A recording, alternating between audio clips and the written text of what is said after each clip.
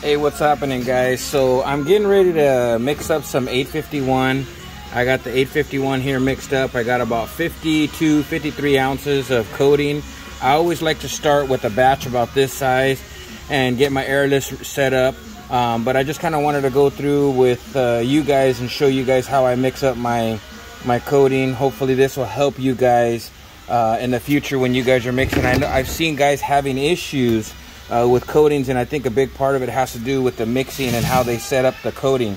So what I like to do first is I have my coating set up here. I'm wearing gloves, of course, because you know you're dealing with the catalyst. And then I like a little whip like this. I like a whip like this to help to incorporate the coating so that it mixes very well. That's the main thing that I think a lot of guys don't do, is they don't get the coating mixed properly. And that can cause a lot of issues. So this is what I'm gonna do, is I'm gonna set the phone down right here next to it. I'm gonna set the phone down right here, and then you guys can watch how I do it. So what I'm gonna do is I'm gonna get my mixer all ready. I got my drill gun set up on top, and I'm gonna start to turn it real slow. I don't need it to be going super fast if you watch the speed. And then I'm just gonna slowly drizzle in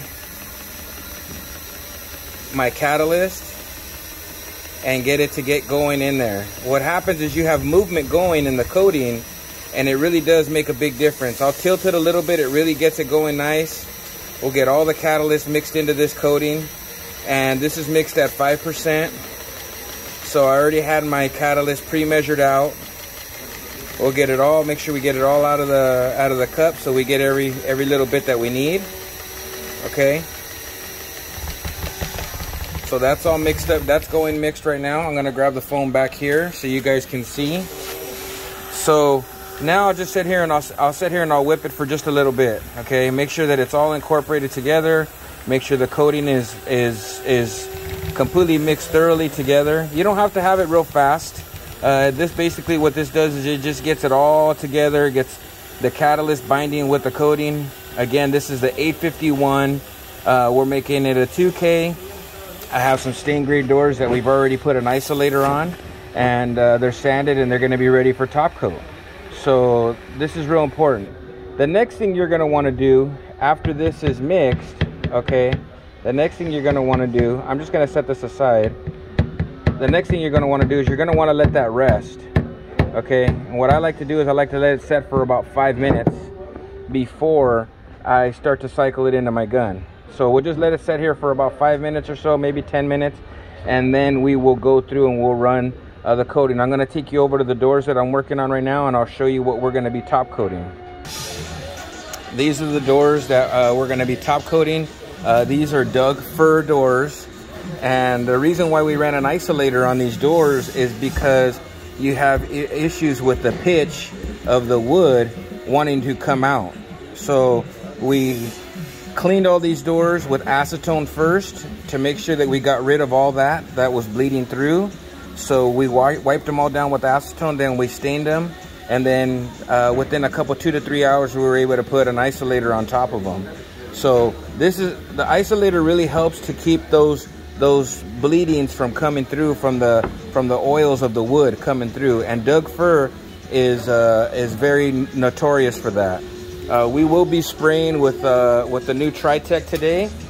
This gun is all set up and ready to go. We will be spraying with, I believe we've got a 308 tip in the gun. Let me get this going. We got a 308 tip in the gun, as you can see. And the gun is all set up. The first thing I do when I get my new guns is I pull the original filter out and I replace this with a fine mesh filter. I believe we put a 150 in here.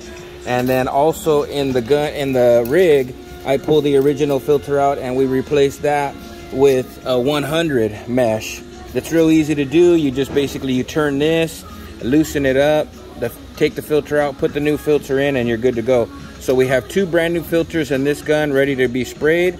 We have our pressure gauge on here that's been applied, ready to go. And then we're gonna get some 2K coating on these doors. So again, guys, these are little tips. I hope they help you. This is what we do for refinish when we're dealing with woods that have issues with bleeding. This could be, there's a couple other exotic woods out there on the market that you definitely would be good to put an isolator on them before you run your top coat.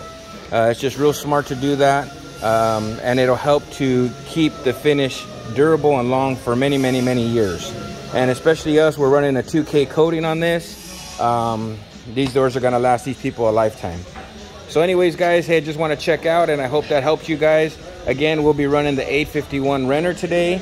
I love this coating. It's very durable, dries very fast, and again, I hope it helps you guys out. You guys have a good one.